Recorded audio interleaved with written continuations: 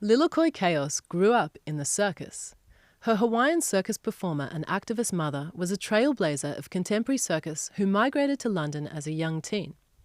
Encouraged to train skills such as cigar boxes and trapeze from as early as she could walk, Lilikoi began performing in circus as a child with her mum before she discovered and fell in love with the art of hula hooping. Today she is known as Australian circus royalty, queen of hula hooping and sideshow superstar, with signature comedy acts, which are some of my favourites, such as drilling into and sticking lollypops up her nose. Please welcome the unimaginable Lilikoi Kaos. The greatest showwoman. So, firstly, welcome. Thanks. Thank you so much for coming. And thank you so much for just stepping in off the plane from Zanzibar and just stepping into the podcast studio. I'm love so that you do excited to that. be here. I'm a little bit jet lagged, so I'm hoping I'm charismatic enough and I don't slur too much, but I'm excited to be here. Amazing. So, yeah, we were just talking a little bit about your trip in Zanzibar. So that was a holiday, a well-earned holiday after being on tour. But tell us a bit about being over there. Absolutely mind-bogglingly amazing. I couldn't have ever expected it to be as incredible as it was. You know, I went and be like, yeah, I'm going to go on safari. That's cool. And didn't really have any expectations for it. And then my mind was blown instantly. And just for the whole week, everything was magic and incredible and life-changing. Amazing. Okay, so that's a lot to unpack. It's a lot to unpack. And it's also, you know, I think in the job that we have, you don't really travel for fun as much. Like I travel for work, and so this was something that I just sort of never expect. I always go places where I'm going to do a show. I didn't bring anything with me to do a show. I just went and experienced that country and got to be part of something so big and beautiful and amazing. It was so amazing, like just touching that ground. Yeah. So when you landed in Zanzibar, what's the airport like? Because, you know, it sounds like this exotic place. You're like, Zanzibar? I thought that was a made-up place. It's a little island off the coast of Africa. So it's Tanzania. It's a little island off the coast. We went there to sort of recalibrate, and then we caught a little tiny plane from the little tiny airport at Zanzibar over to Arusha, and then an even smaller plane, pocket size essentially. I think I've been in cars that are bigger that flew us to the top of the Serengeti, which wasn't worrying at all. They just left us on the tarmac after we got off the medium-sized plane. When I say medium, it was again like a bus. And they said, cool, just keep an eye on your suitcases. And I was like, okay. Well, they're strapped to the roof. I was just watching them be like kind of, you know, trolleyed around in a few different like figure eights, and then eventually to this tiny airplane. They're like, on your pop, and your pilot's taking your ticket, and then go, just take a seat. You're like, yeah, all right, there's four of us. Oh my gosh. And so where were you staying? Were you staying like in a tent? Yeah, so you land we went to the north part of the Serengeti. We landed on, tarmac is a, it's not quite the right word, a dirt strip. And some zebras ran out of the way, and I was like, it's begun! Yeah. And then we got picked up by our amazing driver, Freddie, and we went through the north of the Serengeti. We saw the wildebeest crossing across the Mara River. We stayed in these, it was glamping, these camps that had like 4-poster beds. And it was very... It wasn't like you hear a lion like snoring outside and you're like, oh my God, no, you I can't absolutely sleep. do. Yeah, no, oh, you did as well? Yeah, there was a wildebeest like on the first night. We got the illusion of the thick tent because it's a glamping and you tent. have some Maasai warriors wandering around protecting you, so that's pretty incredible. And I got to have a lot of great conversations with them, which was amazing. But no, one night we had a wildebeest eating something next to our tent. I was just like, what the fuck is that? I mean, I grew up in Australia, so, you know, we grew up in Australia, so you're not as worried about wild animals. You hear noises all the time. Lions, but man. It's a different caliber. I mean, people are like, oh, I'm scared of crocodiles. I'm like, crocodiles, but lions? Lions, rhinoceroses. I saw the big five. Apparently that's the thing that you want to see is the big five. Okay, what are they? So there's the rhino, which we saw on the last day, lions, buffalo, elephants, and... Zebras? What was the last one? It was amazing. I would put zebras on there. So I'm voting for zebras because they're right, as in worrying animals, not just the top 5 you want to see. For you, yeah. Yeah. Snakes? Lion, I don't know. leopard. Oh, I saw a okay. leopard. That was it. Yeah, and I saw cheetahs. That was so cool. Anyway, Which let's one? talk about art rather Yeah, than. yeah. Okay. No, but I want to hear more about Africa. But yeah, And we okay. can talk about that later. We'll come back to it. So let's start at the beginning. Your name is Lilikoi Kaos. That's right. Which is an incredible name. Yeah. You're half Hawaiian. So tell us a bit about your name. What does it mean? Where does it come from? Lilikoi means passion flower in Hawaiian. It also means passion fruit and passion vine. So Just full of passion, just baby. all the passion All of plant, the passion. the passion plant. Yeah. And I was named that in the womb. My mum knew who I was already. She was like pretty convinced on that. It's a very Hawaiian way of naming your children. You sort of, there's dreams and stuff involved. Amazing. And so I was always Lilikoi. There's letters written from my big brother to me in the womb being like, we can't wait to meet you, love that. Lilikoi. And I'm so excited. So that's always been my name. And it was interesting growing up in Australia and having that name. They're like, Lila what? Nah, that's not Yes, you. I relate with a name like Etoile. I totally relate to that. Yeah, yeah. Yeah, and I wouldn't let people abbreviate it. I was like, no, it's Lilikoi. Yeah, all the way. And Chaos, is that from your mum or your That's dad? my mum. So my mum was a And that's Hawaiian with a circus, K, yeah, just to clarify a bit. yeah, Hawaiian circus performer, absolutely incredible. She is a trailblazer, so she helped sort of found essentially what the contemporary circus industry is now, and move away from big tops and animals and more physical theatre, like an introduction of mime and politics and stuff like that. There was a big movement around the 70s that was the creation essentially of contemporary circus, and my mum was part of that, and she was the only she was one of the only women, and she was basically the only POC involved in that as well. So I can't help but think about now constantly how intense that would have been for her, because she never talked about, she was always like, about the art and about how important that work is. But now as a woman that's been working in the industry for quite a long time, I look at the hurdles that she would have dealt with being a Hawaiian woman, just navigating that and breaking those boundaries. And like, And so taking it back, sorry to cut in, because I'm interested about your mum. I've met her, but I don't know her very well, Kim Chaos. Did she start circus in Hawaii before emigrating to Australia? No, so she grew up mostly, Hawaiian, grew up mostly in San Francisco in the 60s, because my grandma was also an activist, so another brown woman that was I've got a picture of her with like a placard saying Pussy Patrol, and there's the sign from the newspaper thing is nobody ever died. A long line of flipping the bag. Yeah. Awesome. And she was always activating for women's rights, and got some wild images I'll show you sometime. So she was in San Francisco in the 60s, and then my mum moved by herself when she was like 14 or 15 to London.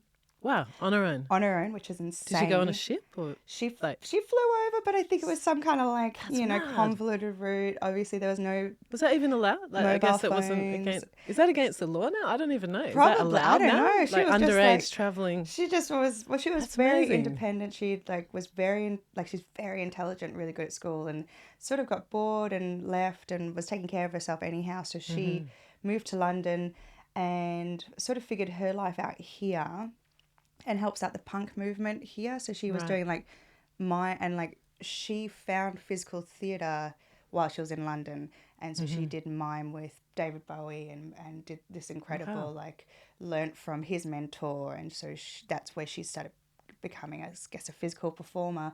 And then she had some friends that were jugglers, and so she picked up juggling. And sort of early contemporary circus is basically a sort of lot of young, carefree, mostly white apart from her, people juggling and being political and blah blah blah, and so she did that. She did juggling and tight wire, and she actually did some aerials as well, and she did clowning and physical theatre, and Amazing. and then lasso, was that? Am I right in thinking that? For some reason I had that in my head. She was a lasso artist. She did lasso and So cigar cool. boxes, and she did stuff with parasols, which is all of her things that she does look really easy but are really, really hard, whereas I like to go the other way tried around. lasso, and It's so hard, I could never get it. Whereas I'm like flying trapeze, it's actually quite easy, like hula hoops is actually quite easy, but all of her things are really intricate, difficult, and obviously she was figuring it out herself, so it wasn't like she was watching YouTube and learning from that. She was going, what happens if we do this thing, and I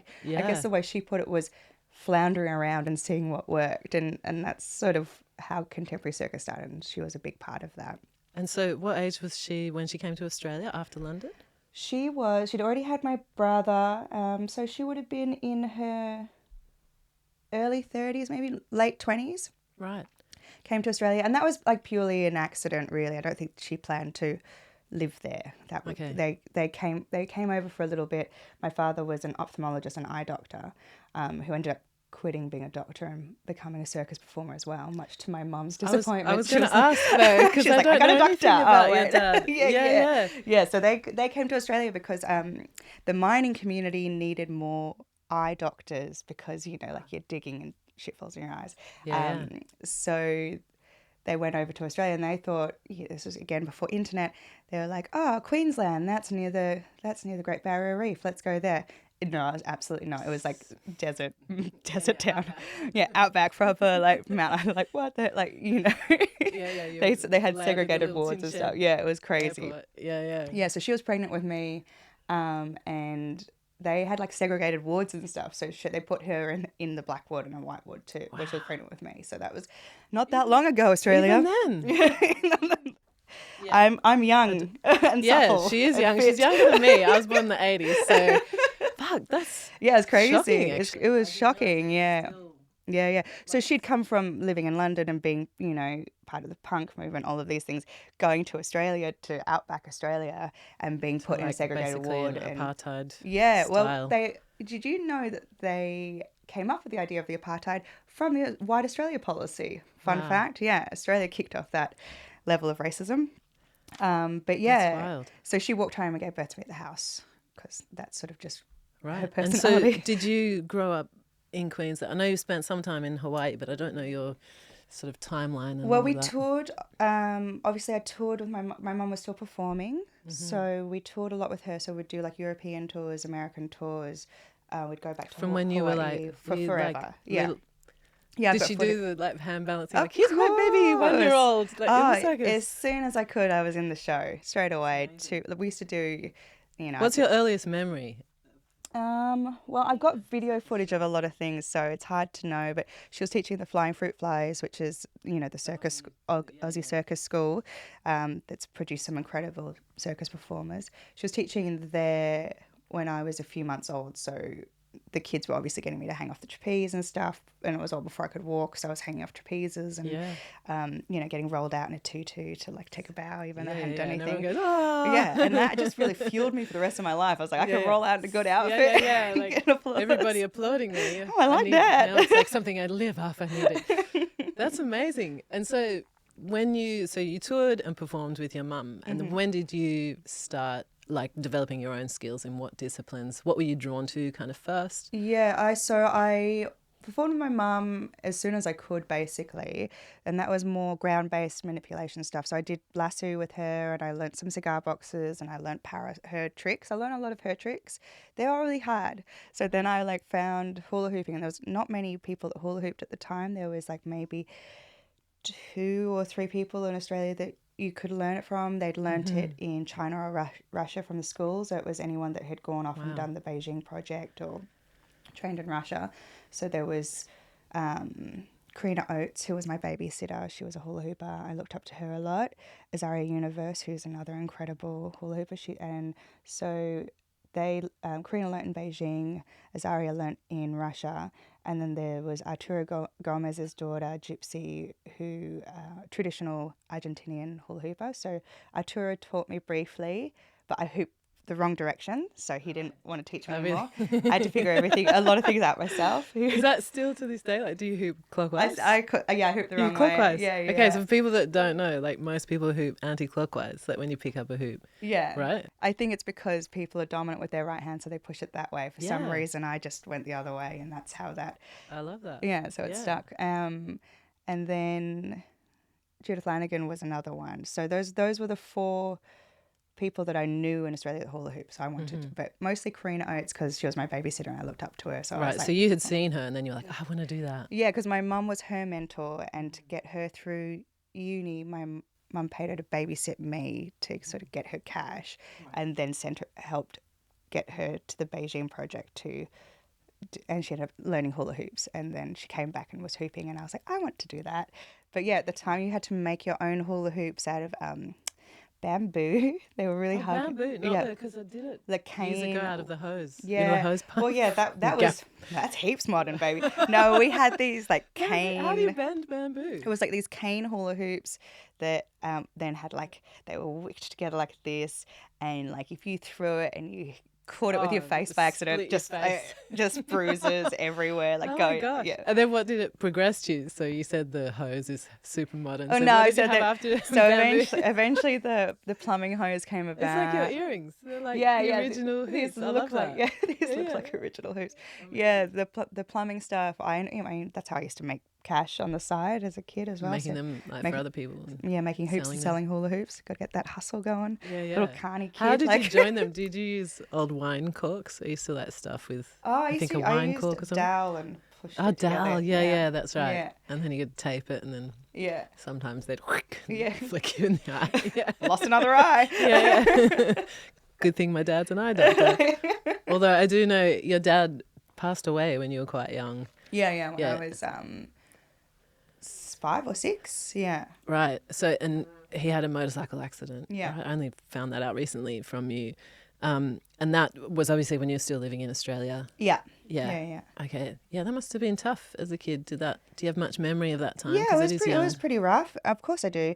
But I think, now again, it's that thing of thinking about it from my mum's side as well. Like she was suddenly in Australia, had 2 kids, didn't have her partner anymore and, was a performer by trade. So that's why we toured so much because it was like, all right, hustle, let's keep going. Like you kind of have to keep rolling. And like I think now as adults we've talked about it a lot more and it was really difficult, but she just had to keep As mums do. mums do, keep going and power through. So like the older I get, the more I'm like, you're incredible. Oh, like, yeah.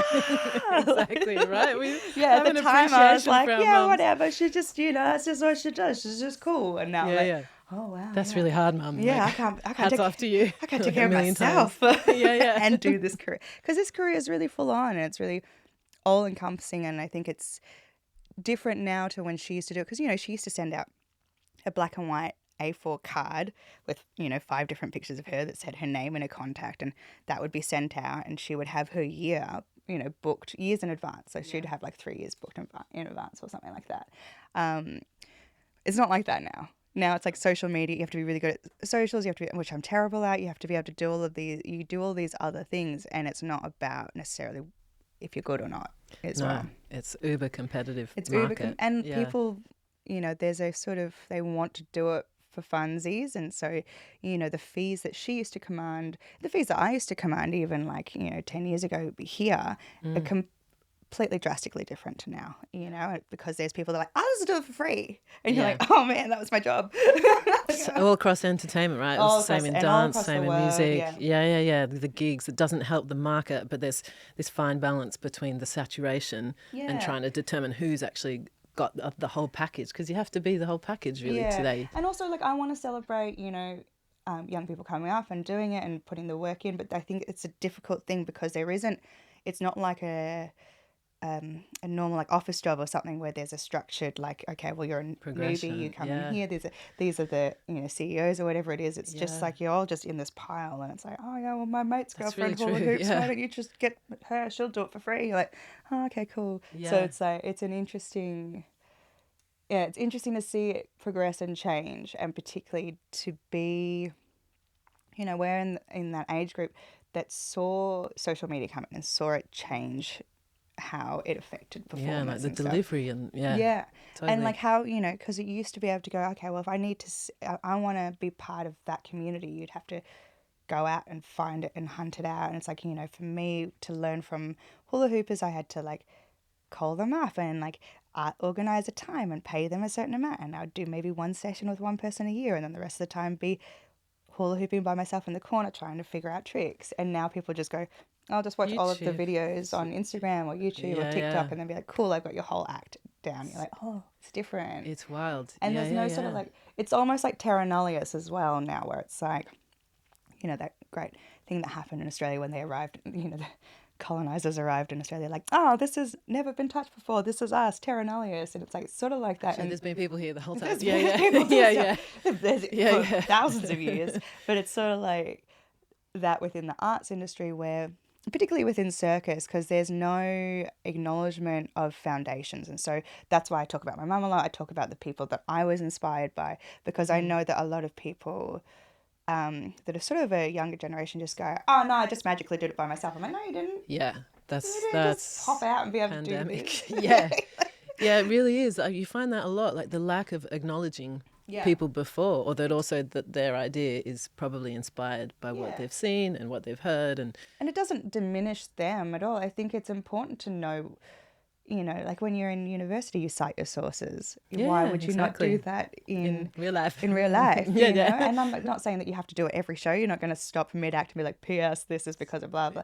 But Yeah. it's like, within points, understanding that, the tricks that I would give away in a first class would be tricks that I'd spent 2 years trying to figure out. And yet, so that's your starting point is already where I'd worked for years and years. And that will continue to go. And it's... Yes. Can you tell us a bit about that? Because that was something I wanted to ask you about, to give people an insight into like not only the dedication, but like the time it takes to train, like hours and hours a day for years and years and years to get any tricks to a professional level to be able to perform them. Yeah. Right? Like that's years and years of dedication. I think it's different, like training up a skill to train a skill to then wanting to be able to perform it, because then you've got to navigate adrenaline and costumes and makeup and all of that sort of stuff, and know that you're not going to fuck up the trick. You will at some point fuck up the trick, but trying to make sure they're always like it's going to be as seamless as possible. Yeah. I feel like the sort of average person really doesn't realize that tricks in a stage setting is so different to tricks in a training setting, because as you said, like the adrenaline, costume, makeup, lighting, audience interaction, like, and keeping them entertained for that amount of time. Like I say it to a lot of my students, when they're first starting to perform, they just want to show every single trick that they've done. I'm like, no one wants to see that.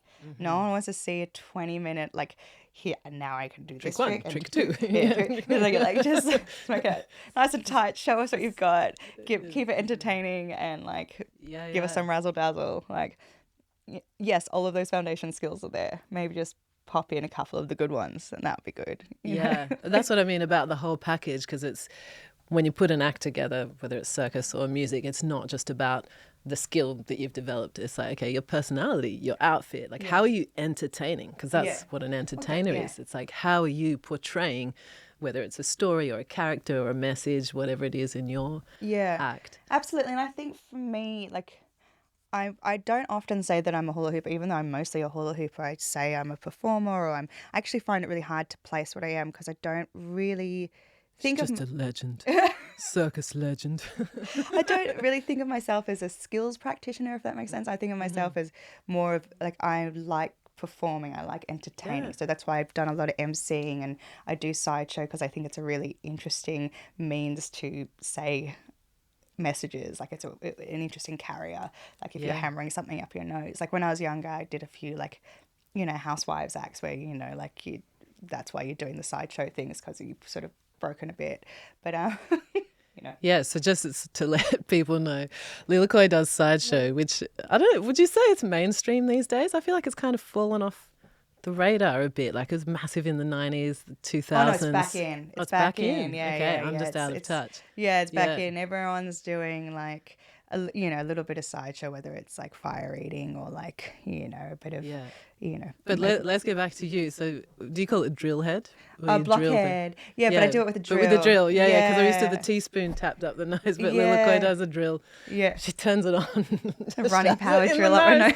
Yeah, it's awesome. And the lollipop, that's my all-time favourite one. Yeah. Talk us through that act a bit for it's people just who my don't little know. cheat. Like I really love that act because it sort of comes out of nowhere. Lollipop. That's It's song. to that I love track, so much. and then like I'm in pigtails and pink, and it's dumb and it's quick, and I'm like pulling lollipops out of places, and then I get an audience member up and pretend to pull one out from there. I'm like, oh, cheeky, and everyone thinks they know where it's going, and then you like take the lollipop wrapper off, and then I put the stick up my nose and get the audience member to lick the lollipop while it's up my nose, and then hold it with their teeth, and I pull my head in and out, and then I lick the lollipop stick after. And so it's just fun watching.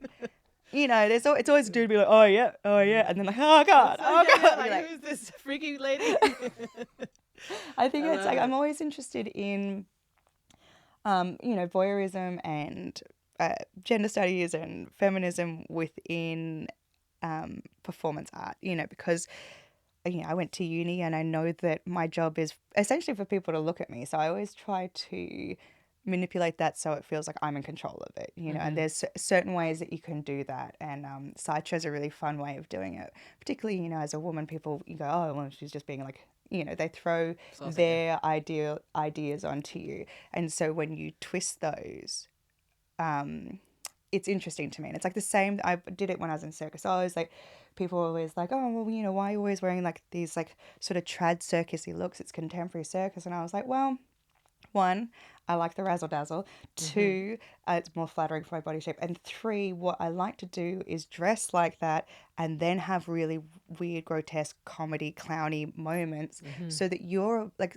I would watch people watch me and be like, clearly just sort of objectifying, and then have moments like, oh, and you're like, oh, and so it means there's more like sort of processing of your own voyeurism within it.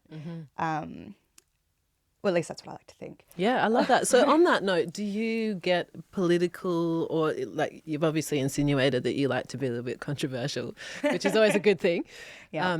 Do you get political in your work, or is that something that you hope to do? Or I always have. No, I always have. I think particularly from about, I was raised by a punk POC circus performer. So everything's always been political. Yeah. And my main thing is to entertain people because I want to and produce good work, but I always want there to be an undercurrent of something. And there's a couple acts that I do that they're the commercial acts, and I understand that, but a lot of my work has an underlying political nature, and you can watch it and just enjoy it for face value, and that's really important. But if you want to chat about it afterwards, I'll tell you all about it. The deeper meaning. Yeah, the deeper meaning. Like I did a lot of. Yeah, there's a lot of acts that were specifically made with that in mind, but I just sort of tweaked them so that they could be commercially successful, but then I know that I'm presenting something that I'm happy with too. Yeah. And, and a lot of my work is, there's an undercurrent of that. Yeah. Do you find that, I feel like I'm just thinking about myself because I relate to that a lot. I find it offers me some sort of deeper fulfillment in a way, because it's fun. I think when I was younger, personally, I liked doing the fluff and, like the dance shows and putting on the attitude and stuff. But then sort of as things went along, I was like, I really feel like I need more substance to my work. Is that something that you sort of feel, or have you maybe from the beginning, because you said you were raised from a punk, so that was always something that was important to you, like feminism and I think it was statement. just always an element that was around, and I am aware that some of my more commercial acts don't really have that, but I think the act in itself of being, a performer and being in control of a room and being a woman and all of that stuff is already pretty like punk. But then if you have a few little especially notes, in circus. Exactly. Yeah. And exactly, that's it. It's like I had a lot of backlash for doing, big drag, big makeup, big showgirl makeup, big showgirl looks by the contemporary circus industry. They were like, "You're not a feminist," and I'm like, "Oh no, Are you serious? Yeah. And okay, I was like, unpack. and I was like, "No, Why? I am absolutely." Why would they have a problem with that? I think it was because there's different waves of feminism, and so this woman that was saying it to me was someone that I really looked up to for a while, but she had a knee-jerk reaction to me, and I think because of how I looked or how I behaved on stage, she didn't really understand that there was irony and satire in what I was doing, and seeing the clowning flip. She didn't quite process that because she was just taking it from face value. If you're wearing a sequin bikini and you're doing this on stage, I'm like, but then I remember watching, this was when I was in circus, so I was hearing the other performers be like, oh, you land that joke at exactly that moment every show. You do this exact, you'll have a wedgie pick or something at exactly this moment to exactly that block of audience people to make that whole crew laugh at this thing that happens. And I'm like, it's all organized chaos. Yeah. It's all like absolutely planned out clowning. Like it's not a mistake. They're like, oh, because the woman just thought it was me and my personality or being a ditzy idiot. And I was like, I have like multiple degrees. Yeah. And a few of them are in feminism. I am fully aware of what I'm doing. Yeah. But I think it was easier for her to place me in a category of an idiot or a ditzy girl. And I was like, none of this would be landing if I was just an idiot. There are also those types of feminists that don't sort of allow the ditzy types, if you say like just at face value, to be a part of feminism. You know, it's like they have to be all these like tough, like stick it to the man. But people also like portray their feminism in different ways. I think everyone can portray exactly. And I think, you know, she was she came from the first wave of feminism where it was, you know, about sort of almost getting rid of your sexuality and, you know, really sort of everyone in contemporary circus at that time all wore onesie leotards and, you know, had short haircuts and stuff. And I was like, I don't want to be ashamed of my body. I don't want to be just homogenous with everyone. Yeah. It's like, I'm proud of, like, it's stuff that I've been made fun of my entire life, of my body shape and all of that stuff. I'm like, let me celebrate it and let me be empowered from that. And let me hear what dumb shit the audiences are going to say afterwards when they're like, oh, yeah, it's so brave of you to be on stage with your body like that. One of my favorite ones was this woman came up to me. She was like, wow, you're so brave for wearing that bikini on stage. And I was like, oh, thank you, I guess. I think. And then she was like, you know, because we basically have the same body, you know, because we're shaped like quite square. And I was like, thank you so kindly. Yeah. In front of like 2,000 people, and I've just been told that I look like SpongeBob SquarePants, and I was like, oh, wow, thank you. But, you know, I think she was doing it as a means to say like thank you for being including people that have a different body shape. It's like, oh, okay. And, you know, it takes a lot to come up to someone after a show and say something. So I was like, oh, okay. But there's some interesting things that people think they should say to you after you've been on stage. And it's like, all right, man, cool. On that note, have you ever been groped while you're performing? Or what's been your experience of like sexism in the circus industry specifically? Yeah, absolutely. I mean, I think the circus industry still has quite a way to go. You know, even when I was saying before about that circus performer not valuing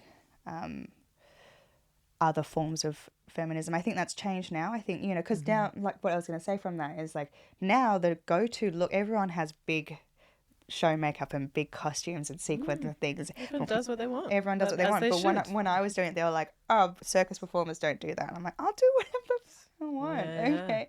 But, you know, it's still misogynist in so many ways. And it's very white dominated. You know, that's like, I'm like super light skinned and I'm fully aware of that. But my mum and I have spent a lot of time trying to get more POCs into the circus industry because it is essentially like, as much as they're the liberal left wing, you know, wild children, most of them come from a middle class, white family, come from privilege. They have the security of those homes to be able to push away from them and do circus, or the money now to do that level of training. Because now to become a circus, it used to be, you know, like you juggle 3 things and you like have charisma, boom, you're a circus performer. Now it's super high level, like gymnast, like backflipping. I mean, there's even the school in Melbourne. Yeah, there's NICA. There's NICA. So Swinburne used to have a circus school that was like, that sort of got overtaken by NICA as well because it became even higher skills. Like the Swinburne course, which I taught at for years, was theatre and various other things. You could do puppetry, you could do singing, you could do all of that, get a taste of all the different stuff, and that would be enough to sort of get you on your way. And then NICA came and it was 3 years of high level training, and it was a lot. Yeah. There's suddenly a lot of performers, like a lot of people coming in wanting to have. Do you think there's more like NICA graduates that come out and make it into the profession than there are like people who don't attend NICA nowadays? Well, I think circus used to be a space for the alternative and the misfits and stuff, and I think now it's less of that. Right.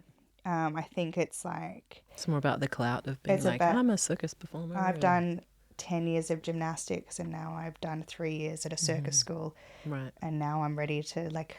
take over and go to Cirque du Soleil. I feel like my impression is because NICA's kind of set up like you feel like it's the bleed into Cirque du Soleil, like it's that style of like very polished, like done in a big theatre. Rather you come from like what you call it, trad circus, right? Where you have an act, the circus tent, that kind of circus. Well, I don't really come from trad. I come from like, I guess it's more grassroots maybe. Right.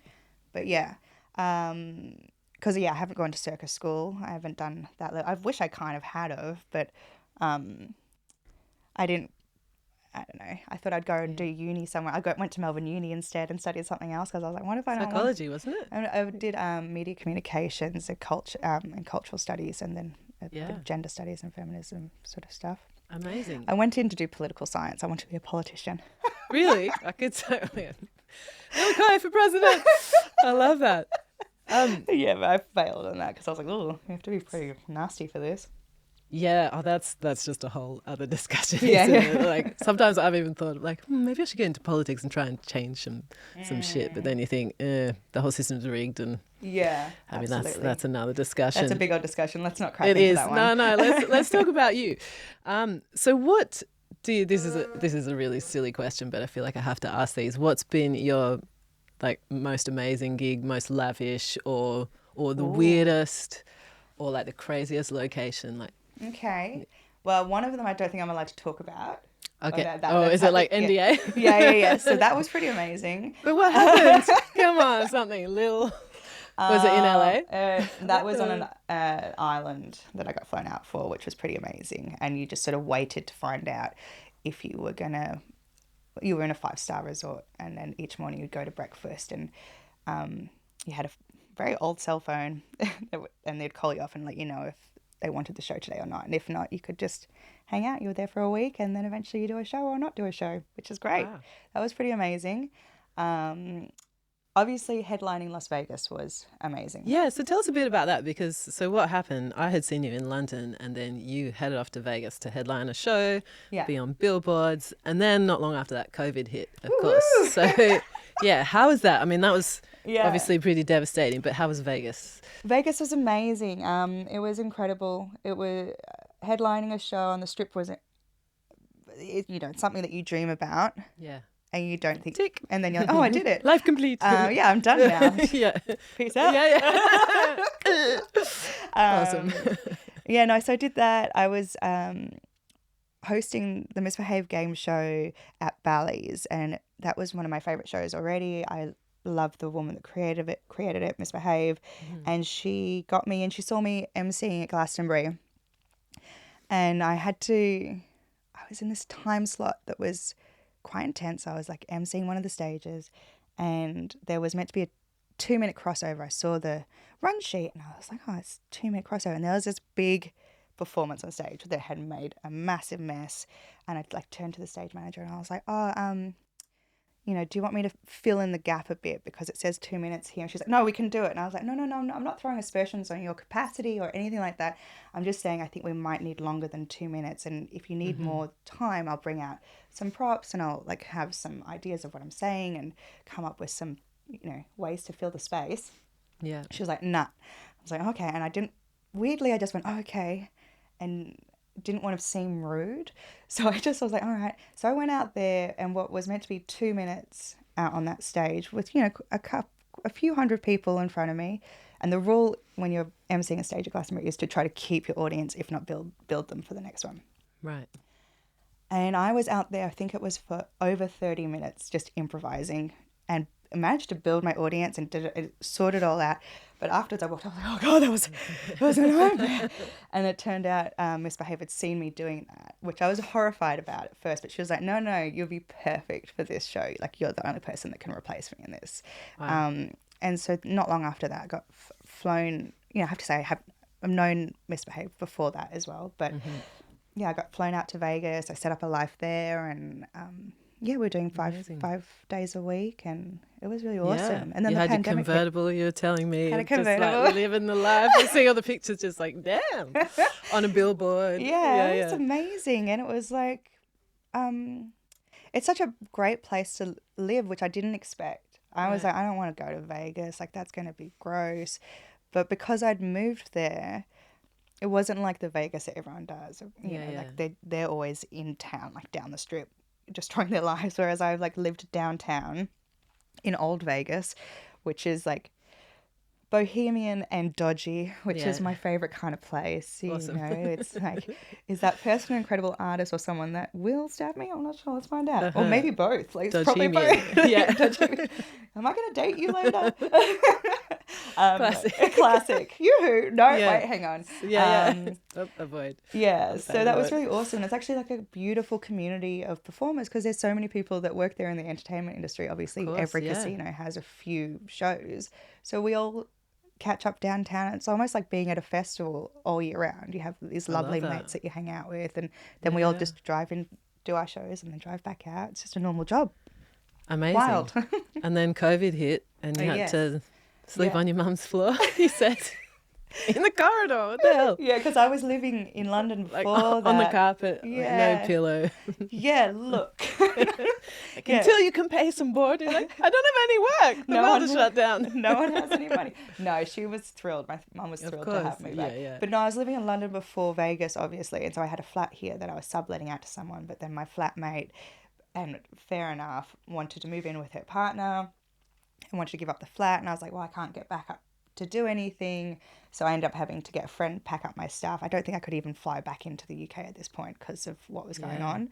So I couldn't even get back here. So I had to give up my flat, and then I gave up my Vegas flat. And it was when I saw people lining up for the gun shop because it's America that I was just going to ride it Whoa. out. Yeah, You know, I yeah. was just like, I'm just going to stay in America. This Oh, is so you it. didn't get, like, not All the- evicted. What's it called when all they throw the you out of the shows- country? Yeah. All the shows shut down, but I thought, well, I can, ride it out here.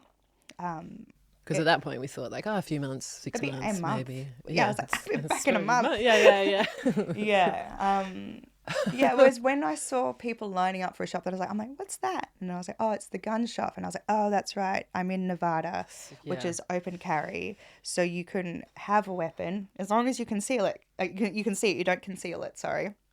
So you see people walking around Wow. with guns and stuff. Oh, And then you see all these people lining Literally up. the Wild West. Yeah, it's a wild. Yeah, and yeah. then I had a thought, and I was like, if you take the entertainment out of Vegas, it's a desert with a lot of people that have had their lives ruined and weaponry. And I was like, oh, I need to go. Yeah. So I think I got one of the last flights out of Vegas before it was completely shut down, and I managed to get back That's into lucky. Australia. Were you like, oh my gosh, that's Australia? Yeah, well, it was like So- every. What if you'd been stuck there? And then like, I would have been fucked. Yeah. Yeah. to put it lightly, got out of that one. I think I would have figured something out. But it was every time I was trying to book a flight, it kept disappearing. They kept being cancelled as it was happening, which was quite a nerve-wracking process. So when I finally decided to leave, I was going, oh my god, it's gone. Oh my god, it's gone. Ended up calling out my mum and freaking out. And I was like, I'm trying to book a flight, and she must have called up Hawaiian Airlines and suddenly was. Must have spoken to them in Hawaiian because sometimes when she's a bit irate, Right. she's like, here's a code, and so I had a flight that stopped through Hawaii for, I think it was a 9-hour stopover, and we were worried that I might not get the connection, but she's like, but if you're there, you're home as well, so that's okay. Right. So I was like, all right, cool. Yeah. So that Do you was- still have family there? Like, have you got your mum's We've side? got a little bit of family there. Most of my family moved to America, because most of our land got turned into military bases. Thank you, America. I mean, I'm glad I like having an American passport, but really, I shouldn't talk about this. Shouldn't get into politics of Hawaii. It's all good. We can touch on it. We know there's some strong feelings there. Yeah, there's some strong feelings there. No, but most FU. of my family was kicked off the islands a long time ago, and Right. and at a point, Indigenous Hawaiians couldn't get passports, so you had to because we've got a little bit of Filipino. They were like, okay, so we're Filipino, get there's all these things that we Right. had. That's all the ways that they treat Indigenous people, as always, is great. Yeah, it's Scrap that. complex, Okay, isn't it's it? bullshit. But yeah, anyway, Yeah. so it's interesting, and no, I don't have a lot of family there. Most of them have moved to the States. They're mostly in California. And my Okay. grandma lives in New York Right. by Okay. herself. So I didn't know you had an American passport. This is going to sound really ignorant, but is Hawaii part of the States? Like, if you have a Hawaiian passport, are you an American Yeah, citizen? unwillingly, we are part of America. Okay. So we were. So you're trying to be independent, or you have tried over. Yeah, so we were independent, and then some rich Americans that were already making money off of Hawaii. You may have heard of him, Dole, the pineapple guy. Any pineapple slices you get by Dole, which Right. is one American guy. And so they decided, we had a queen, so we had the highest education in the world at the time. We were recognized by the UN. We had electricity before the White House. Like, it was a very incredible, progressive island. You know, obviously we'd been colonized by the British. We killed Captain Cook, you know that story. But then obviously, yeah, you got the shirt. Yeah, me too. Representing. And then obviously it became part of the regular trade routes. So then the Hawaiian royal family was, you know, it was recognized, acknowledged, and part of that.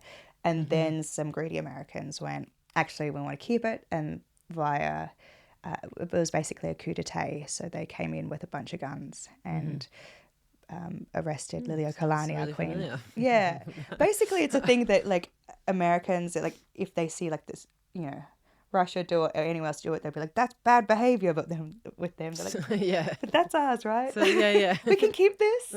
We like this one. It's God. nice. Yeah. And it's like, I mean, it flared up for me a little bit more right now because obviously there were these massive fires in Maui. Yeah. Well, that's. I was going to ask if you had family there. And if they'd most been of our affected. family's not in Maui, and all of our friends and people that we know weren't on the island. But yeah, it's been really quite devastating. And it's also devastating because America's got this thing of like, they have military bases all over the Hawaiian Islands. And there was a Navy. There's a Navy there. They didn't come in and help at any of that moment. So you're just sort of going, what are you doing there? You're just taking. There's no sort of give back. And I think that's the problem. And, you know, obviously, because I've been having to break it down because in Hot Brown Honey, I play a character that's like, I wanted to be an American tourist, but an Australian tourist going to Hawaii. I'm like, oh my God, this is amazing. I'm on vacay. Like all of this. And I basically say everything that I've heard when I've been there. You know, lines like, all these homeless people are ruining my beach vacay. Like sentences that I've heard when I've been there. I'm like, ugh. Shameful. And all the, you know, most of the homeless community are Kanaka, which is Indigenous Hawaiian.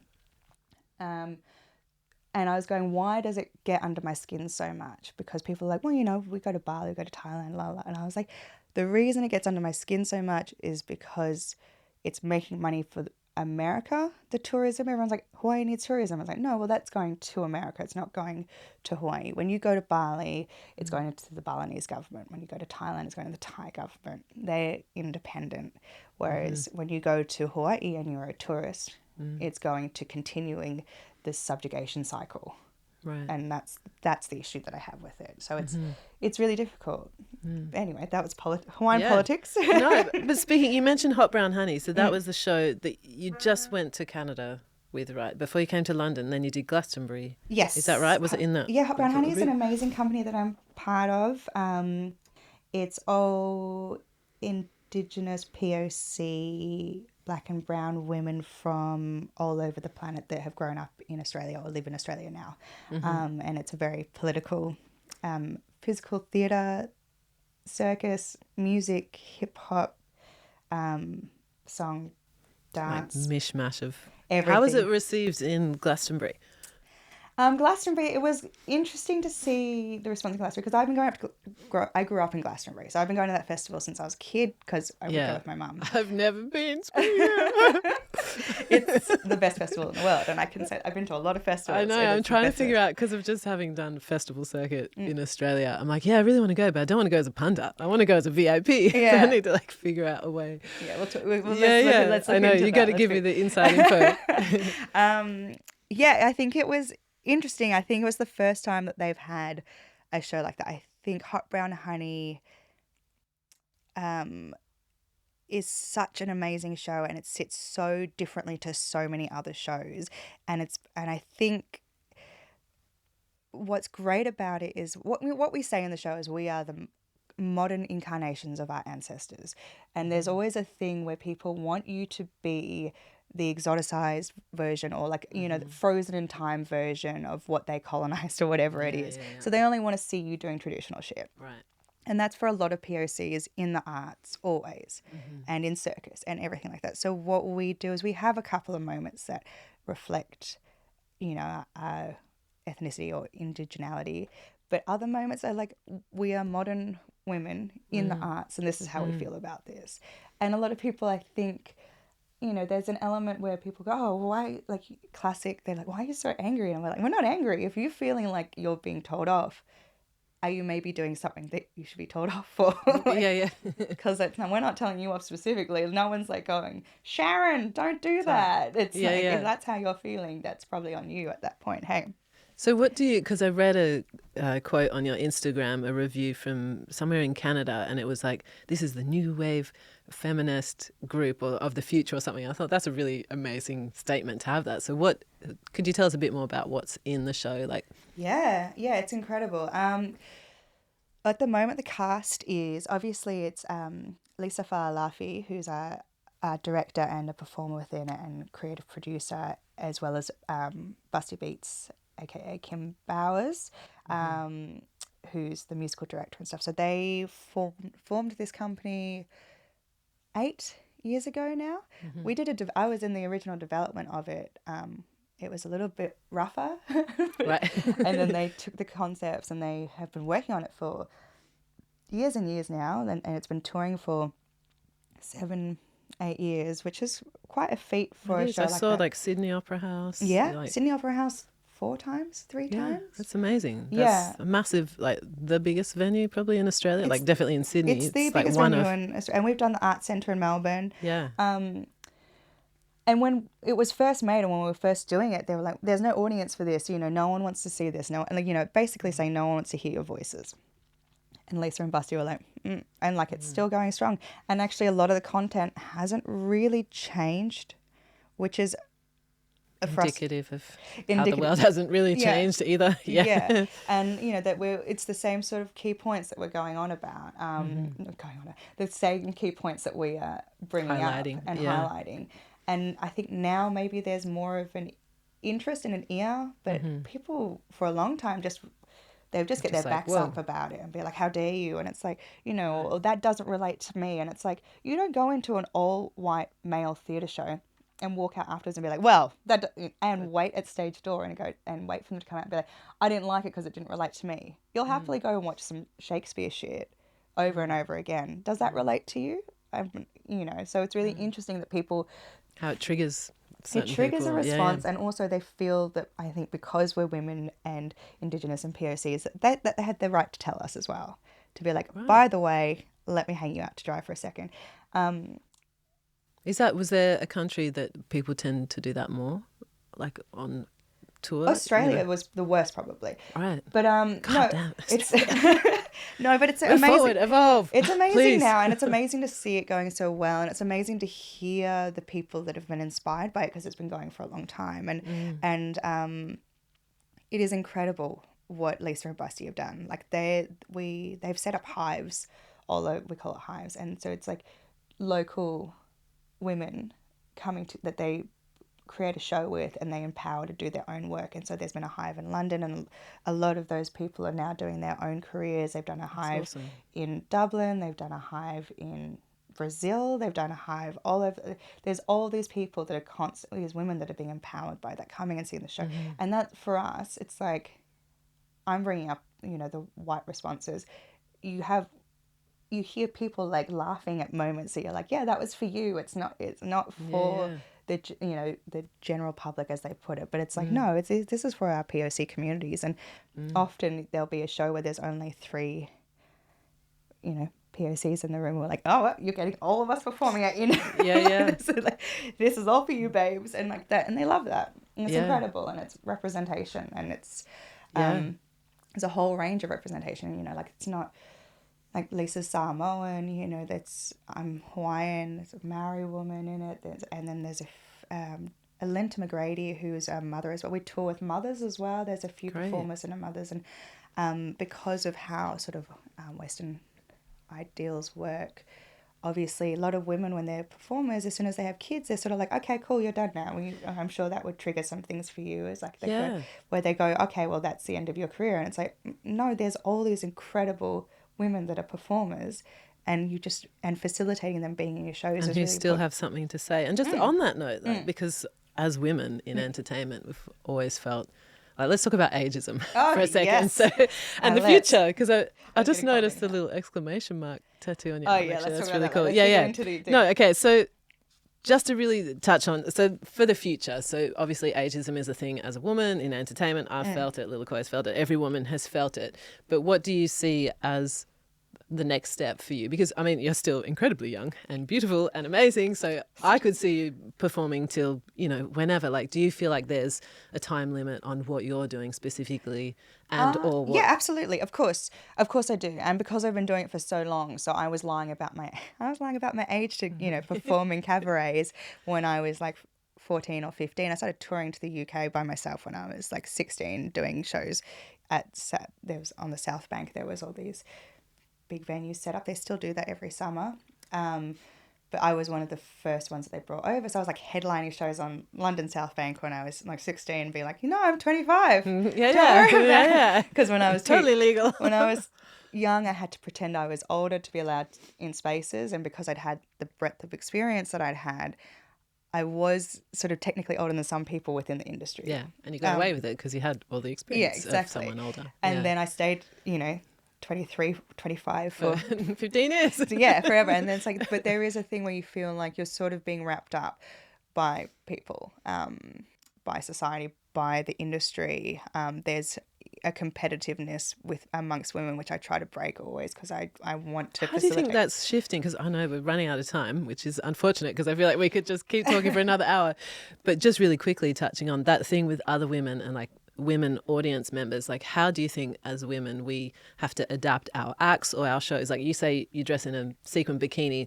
Do you think that the audiences are more accepting or would be accepting of like a 50-year-old woman doing her thing and just being proud, or like what do you think there? I think there's that, in the same as with acting, there's a middle ground that it occurs where women are meant to, I don't know, just disappear or something for a bit from like, your mid 30s, late 30s to like your 50s. While you're parenting, basically. Yeah, until your 50s. And then it's cool when you come back and you're older and you're doing this stuff. But there's this age group where in the middle where you're not the young siren, but you're not the older, you're not the distinguished lady yet. You're still acting like you're 20, but you're in your 40s. And it's like, every year I'm like I'm better than I've ever been. But, I also understand that, there's a cycle that they want younger and younger women, whereas like dudes can be getting older and older and they're like, oh, he's so distinguished, so cool, or he's so talented. There's men that work in my industry that are still pumping out the same act that people are like, oh, he's a legend and it's amazing to see that. Whereas the women that are his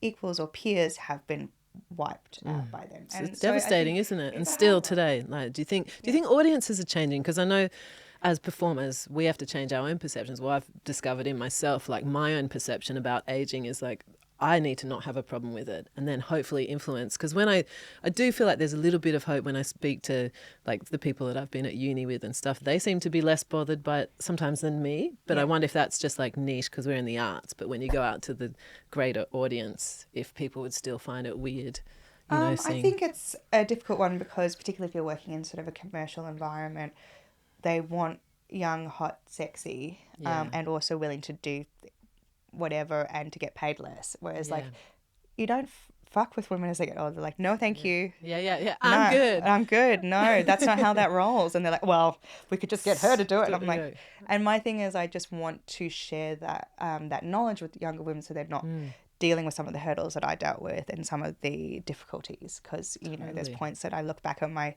youth and my younger years as a performer, I go, well, that was pretty dangerous, or that was a bit dodgy, or that person wasn't, so I'm always like, how you doing? How's it going working with this person? Okay, great, let's have a chat. Awesome, rock and roll. Totally. Keep smashing Looking it. out. Yeah. All right, just really quickly to finish up, because I read this book recently. I forget what the title is. I was going to look it up before I chatted to you today. But anyway, the whole book is based around what piece of advice you would give like to people who are, well, the book's not based around this, but what I wanted to ask you is what piece of advice would you give to someone who's just beginning their journey, regardless of their age or gender, in circus? Like, is there anything that kind of sticks out to you or that has marked you on your journey as a circus performer? I would say for anyone to learn your foundations, to go and see as much stuff as possible, to be present within the industry and to learn the other elements. So it's not just about coming in and being a diva star. Like, I know how to stage manage, I know how to do lighting, I know how to do sound. I've worked in trad circuses, I've worked in contemporary circuses, and I think getting a really rounded idea of everything is good and being grounded within that is really important. Having an awareness. Having an awareness and, you know, trying to maintain a community. There's been a push of individualism, individualistic behaviours in the world, you know, and particularly in the arts. And you have to push yourself, and it is an individual thing, but I think you can still be community minded. Yeah, I love that. Thank you so much. No worries. I feel like we'll have to have a part 2 so we can dig in more. But yeah, thank you so much. Lilikoi Kaos. Thanks for having me, Atwal. My pleasure. I think so. I was a bit, you know, jet lagged, but it was really fun. Yeah, awesome. All right. All right. Round of applause. I feel like we need an applause button. Thanks, guys. The greatest showwoman